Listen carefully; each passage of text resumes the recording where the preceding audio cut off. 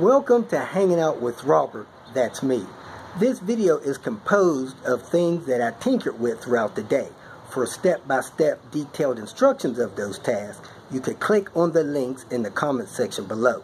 This video should contain tips and tricks of things that I've learned throughout the year. Now, I only plan on leaving this video posted for about 30 days. I hope you enjoy it. Thank you very much for watching. Kicking off the day back home. Look like a 2008 S40 in the Premier lot. That'll be out here soon.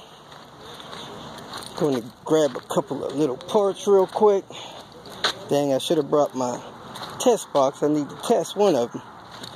Anyway, let's see what they've acquired over the last 10 days since I've been here last. Looks like they got a bunch of stuff to put out Monday. 98 S70 standard sway bar.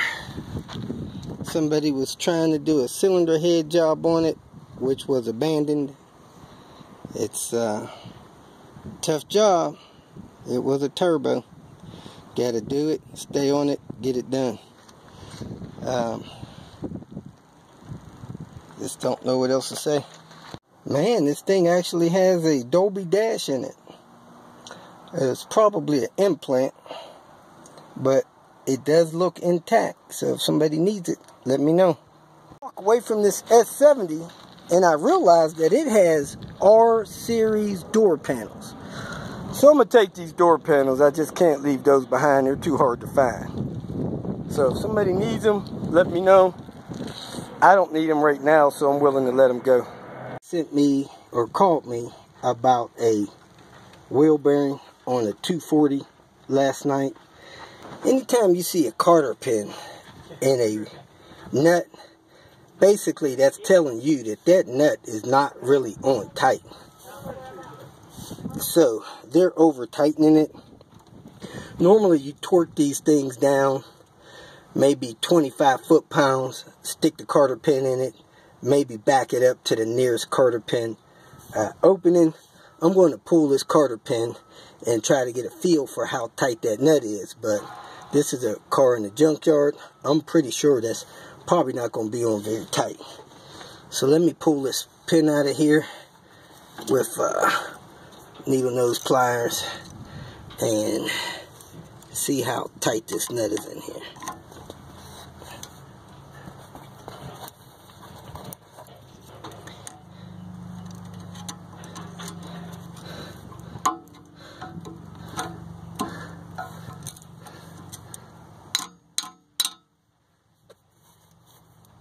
Crap, bunch of grease on my pants just now.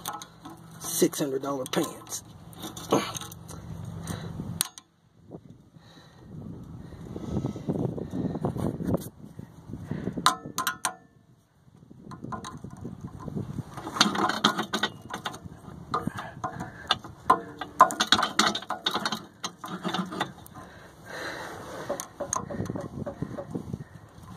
Let me stop, get the pin out. Alright, I pulled the pin out and the nut was actually coming loose while I was pulling the pin out. So here the nut is finger tight. So don't tighten that down more than I would say 15 foot-pounds and then back it up to the nearest pin. Because they're tightening that bearing up way too much and destroying it. So there you have it. I'll try to get the right torque spec for it and get that information to you guys. Ouch! Son of a gun, that hurt. Little video hash about these fuel pumps that you can actually change the actual pump inside of it instead of replacing the whole unit. Now, somewhere along the road, I think around 96, somewhere between 96 and 98, Volvo started putting this pump in these P80 cars. On this pump, it is much easier to replace just the pump assembly inside of it instead of the whole unit. Now, in 95, there's a whole spring contraption and everything else in there. And if you try to replace the pump in it, it will actually not fit right and it'll be loose and bouncing around in there. So I'm going to take this one apart and hopefully show you the one that's in the 95 unit so you can see the difference. So let me go ahead and pull this one apart. I pushed the little tabs in there to take the insert unit apart. I'm actually going to take this hose clip apart because I recently learned that these hoses that can be submerged in fuel tanks are, I mean, like $30-something a foot. So I'm going to take this loose, slide that thing down, take that connector loose, and slide it out of there. I'm not going to cut that hose. I now see that these older pumps had a ground connection inside the tank, where the newer ones has one out here by the plug. So that's something I didn't notice before. So I'm going to unplug that connection there. I unplugged the connector there. I slid the pump out. And it looks like this thing is a Bosch with that part number. So those inexpensive Bosch pumps off of Rock Auto may actually be the exact same pump that's in here. I'm going to try to push that little tab in and pull this screen off the bottom, and then this pump should slide out the top when I spread this clip a little bit right here. I popped the screen off the bottom. It's over there. Now I'm going to spread this a little bit, slide this pump out of here. Here it is. The Bosch pump came out of this little assembly thing. So you can slide that replacement pump in there and should be good to go. A lot easier to attach this one versus the other one. So what I'm going to do is take this wire loose and see if they'll sell me this. That way it'll be easy for me to retrofit the fuel pump that I bought Bosch into the holder and the 850s that are a 95 and older. I'm going to take this fuel line. So I'm taking this out of a 98 car. I'm taking this fuel line. That should allow me to put the pump that I got from Rock Auto into my car. Let me take another picture of those numbers real quick. See if I see a date on there. Don't think I see a date. But anyway, this pump may still work. However, it is very old. So I wouldn't recommend somebody using it. You know it's old because the holder is brown instead of light cream. Surprised to see that these door panels in this white car were in good shape too, but somebody nicked them up. It's a shame. Usually they're all puckered like those there. The vinyl stretched on them. They are coming along a little bit with the roof. I knew they put those posts out there too far. So hopefully soon we should have some roof in here. People can have their car under some shade again. Sun's really hard on cars out here. This 850 said he wants me to do a heater core, so call him real quick. Try to swap this heater core out real quick and get back to other things. I put the Space Cadet back on top because the Panther is hitting the road with me tomorrow. We're going to Dallas, Cincinnati, and Kalamazoo probably. Then I think we're going to go up to Chicago and to Wisconsin, then probably back home. I'm at 350,000, really 355 with the Panther, and I'm losing oil through my old valve stem seals.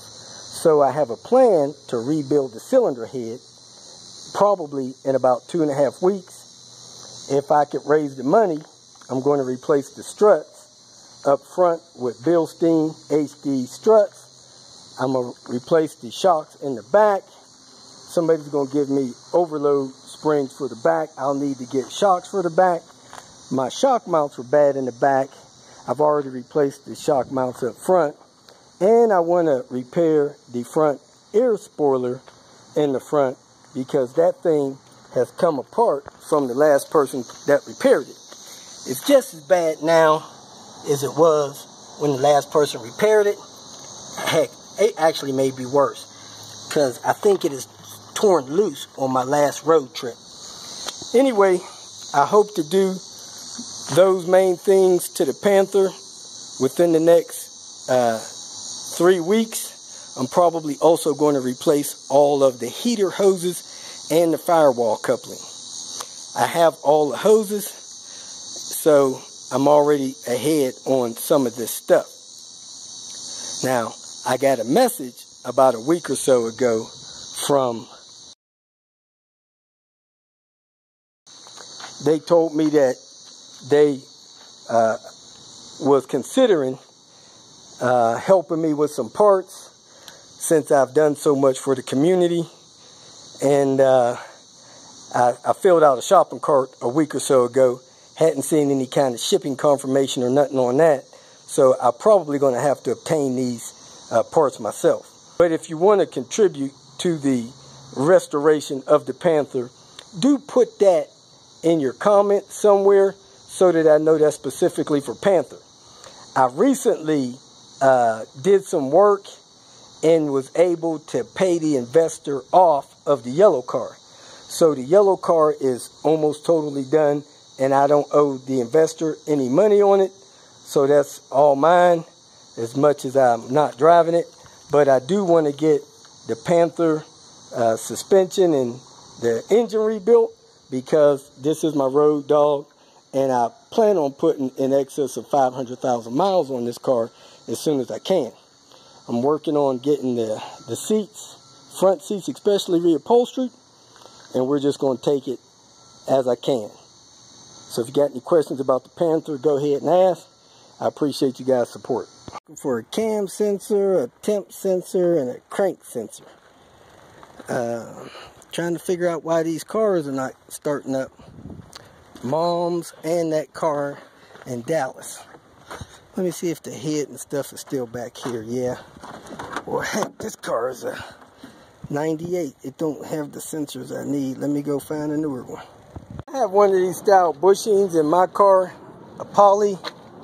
Mine has actually started to tear. It cracked. I don't know if this will fix it or not, but I'm going to take this with me.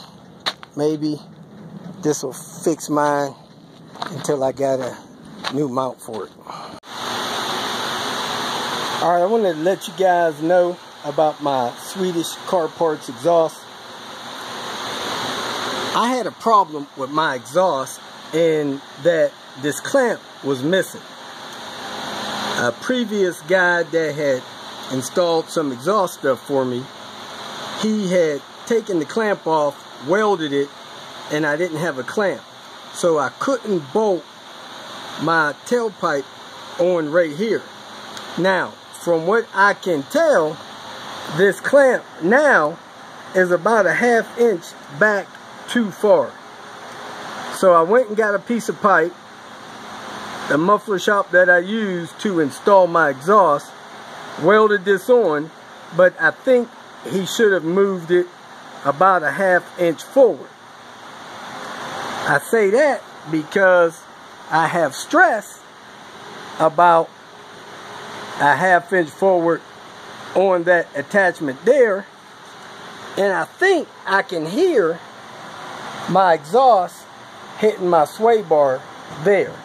You may not have this problem with a standard sway bar, but I'm having this problem with this sway bar. So I got to go back to the muffler shop, have them cut this, make it a ½ inch shorter, put it back together. I don't even know how that's going to work. That may be a problem.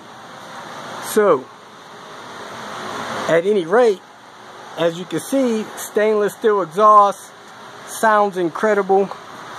Comes over, it has the hangers on it, goes up over your exhaust, comes back past your fuel tank, past that spring, and back here into this hanger. Then there's the tailpipe. If you're going to try to install this yourself, you're going to have to do one or two things. One, you're going to have to disconnect the suspension here and here and let the suspension drop down so that you can maybe have the car up in the air high enough to disconnect your clamp there, drag this tailpipe and stuff up over that exhaust and out that way. That might work for you. Or two, you can cut your old exhaust somewhere around this trailing arm on the driver's side. When you cut that loose, you'll be able to disconnect that clamp up there, pull your old stuff out the front, pull your tailpipe out the back, and you'll be good to go. Then, in theory, you should be able to put all of the pieces of this Swedish car parts exhaust into place in the hangers, bolted up. I'm not very good with fighting with these hangers. So usually what I do is I take the nut loose, take the hanger down, slip it on the hanger, bolt it back up. I do that there, I do it here, I do it back there, because I'm not good with getting these to stretch over the hangers. So you might want to do that. This comes loose, you can pull that pipe loose. After those hangers are loose, you can work that exhaust forward if you got the suspension disconnected. If not, you'll have to cut near the muffler, and then when you put all this stuff back together, you got pieces, so it will go together and you will be able to bolt it up without an issue. However, the muffler shop that installed mine told me that this piece that goes from right here by the spring, right here to the back of the muffler, was not shaped correctly. When he put it up there, had it hanging in place, it was bent and it was pressing against the heat shield on the gas tank. So the exhaust shop that I used actually bent that pipe so that it fit properly. I have informed Swedish Car Part of that concern. I believe they're going to check that out, make sure that that pipe is bent properly before they ship out any more of these exhaust systems. I talked to somebody else that had one. They didn't mention that they had that problem. So that's the only thing I ran into. Other than that, love the sound. As you can see, it is changing colors. It's copper now, but it's supposed to be stainless steel. It should last a good long time. A couple of people asked about the sound of the exhaust. Man, let me tell you, it's like perfect. It has that low rumble.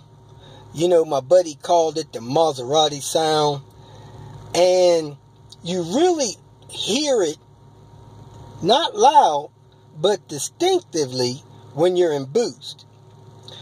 When you're under boost, it's a very passive sound. When I'm cruising down the interstate, I really don't hear it. I really only hear it when I'm in boost. So if I'm cruising down the interstate at 70, 75 miles an hour, it's a very passive sound. The wind noise almost drowns it out. So you actually have to, like, calm yourself and listen for it. Then you can hear it when you're cruising, because you're normally not in boost when you're cruising. And cruising, it's a sweet, nice, low sound. And when you're in boost, it starts to roar a little bit, especially when you get over 3,000, close to 4,000 RPM. Like right now, I'm at 2,500. I'm not in boost. I really can't hear it. But if I step on it, it comes in place. Nice, sweet, smooth sound. Nothing that interrupts you at all. Buster Brown's gold and maroon car. I can't believe I lost it, man. So you have to test it. This is the one we did the marathon PCV on. And I'm still waiting for that. You have it, Robert. I got what? You see, you see the tube. You remember? You say you have it. And look at that spring seat. Over here. That thing is totally torn out. That's why I feel. These are just like Ando's. Ando bought them Gabriels, put about 12,000 miles on them, and the rubber in his spring seats are totally torn out like these. You know, so it's get what you pay for on that stuff. If you feel that this information was useful, please like it and share it with your social media friends. You can subscribe to my channel so that you will get notifications of future videos that I post. You can follow me on Twitter, and if you need to contact me directly, please visit my website. And if you have any questions, leave them below, and someone or myself will reply to them. Again, thank you very much for watching.